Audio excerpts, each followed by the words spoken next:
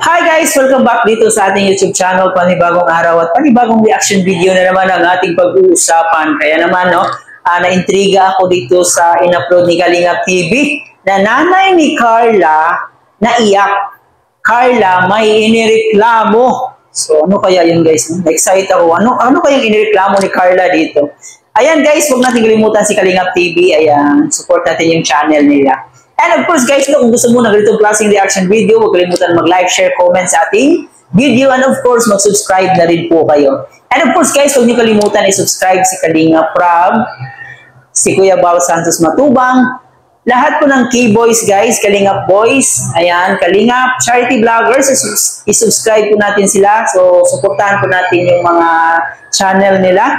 And of course guys, sa lahat ng serye na ginawa ni Kalingap Rob, supportahan po natin yun kasi napakagandang proyekto po yun para sa kanyang mga beneficiaries. So, yung mga beneficiaries din naman niya yung makikinabang doon. So, suportaan po natin yung mga serye ng kanyang mga love team. Kaya naman guys, ngayon ay ating bibigyan ng reaction itong in-upload ni Kalingap TV.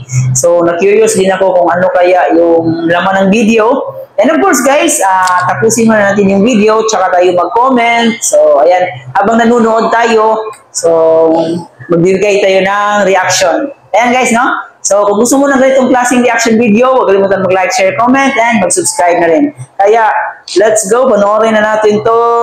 Let's play the video. Papa Joms, hindi makapaniwala sa sinabi ni Carla.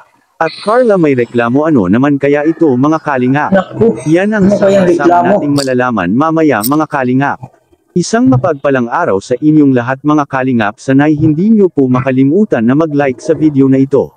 Like, share, comment sa video. Tapusin muna ang kabuuhan ng video na ito mga kalingap at para malaman ang nilalaman nito.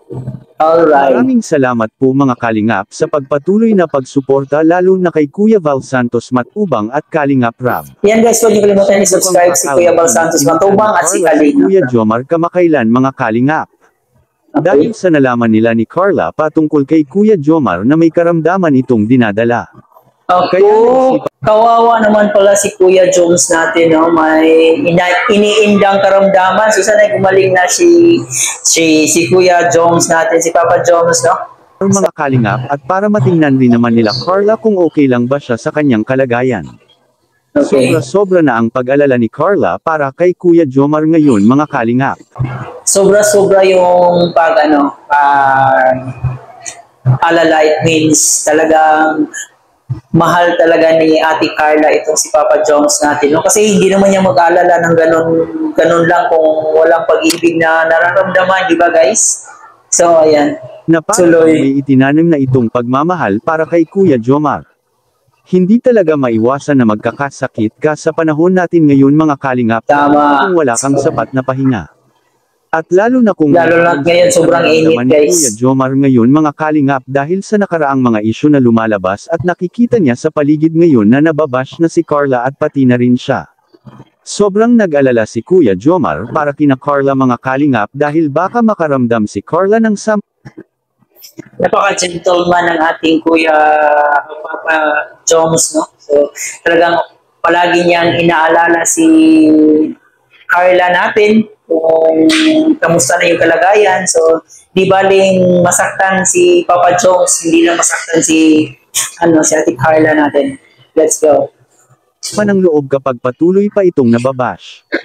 Maaring magdulot rin ito ng hindi magandang mangyayari para sa jump car mga kalingap dahil sa baka makapagdesisyon si Carla bigla na hindi na rin magpa-vlog.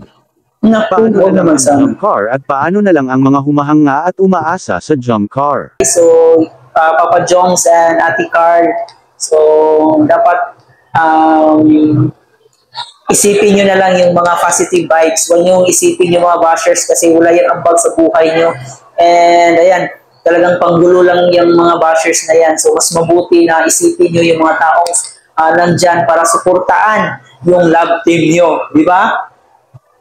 Ang jump car pa naman ang nagpapasaya at nagpapaaliw sa ating karamihang viewers Yes. sa ating bansa pati na rin sa iba't ibang panig ng ating Imagine nyo guys international yung mga supporters kaya ng ang Jump Car. pinaka-suggestions ng karamihan mga kalingap na sana anya hindi na lang pansinin kung may mga mangbabash man sa kanila at para maiwasan ang magkaroon ng hindi magandang pakiramdam sa sarili. May punto rin naman ito mga kalingap na hindi talaga dapat intindihin ng jump car ang mga pangbabash sa kanila at magtitiwala lang sila sa kanilang magagawa at sa mga tunay na sumusuporta sa kanilang dalawa mga kalingap.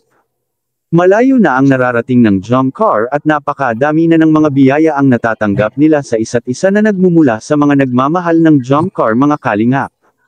Kaya walang rason na matitinag ang jump car sa mga basher dahil sa kapag nangyari yun mga kalingap ay talagang napakasayang ng samahan ng dalawang tambalan na ito mga kalingap kung magpapaapekto sila ng gusto sa mga pilit sirain at guluhin ang jump car.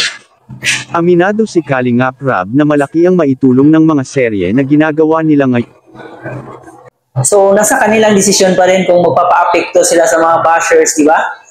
So, ibig sabihin, pag affected ka, so talo ka. So, ganyan sa social media. So, dapat talaga, dito sa social media, guys, matatag yung loob mo. Kaya mong harapin yung mga bashers mo, yung mga below the belt na mga salita. Talaga, yun yung mga bashers eh. Alam na alam nila yung buhay mo. So, kulang na lang diktahan yung buhay mo kung ano yung dapat gawin mo. Yung mga bashers na yan, so dapat hindi yan binibigyan ng panahon. Dapat talaga dyan pinapatahimik. Yun mga kalingap dahil ito ang nakapagbigay aliw sa karamihang sumusuporta sa Team Kalingap ngayon.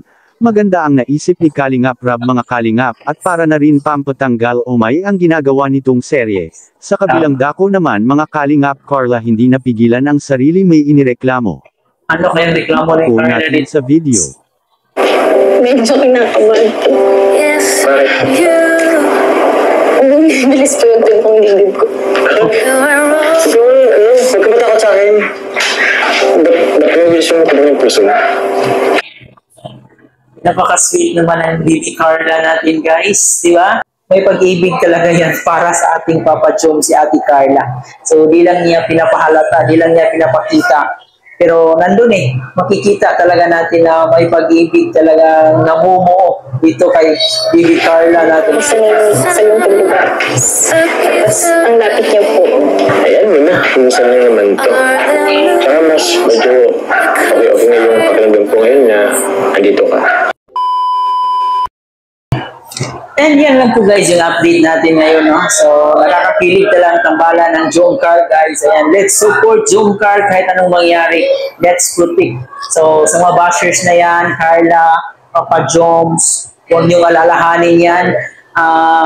Siguro sa out of 100%, mga 20% lang yung bashers niyo. So, marami ang nagmamahal sa inyo. Kaya, i-ignore nyo na lang yan kasi yung bashers din naman, nakakatulong din yan. And, ayan. So, let's live with peace and love na lang. Diba, guys? So, mahalin natin yung mga bashers natin kasi, ayun, nakakatulong din naman yung mga bashers na yan. And sa pangbabash nila, guys, mas lalo tayong pinapatatag bilang isang tao kasi mas lalo natin nakikita kung ano yung mali natin, di ba? So, yun yung point din ng bash. So, yun yung advantage din sa mga bashers. And yan lang po guys. Maraming salamat sa panonood. Sana nag-enjoy kayo dito sa ating reaction video. Kung huwag kalimutan mag-like, share, comment, and mag-subscribe na rin. Maraming salamat sa panonood.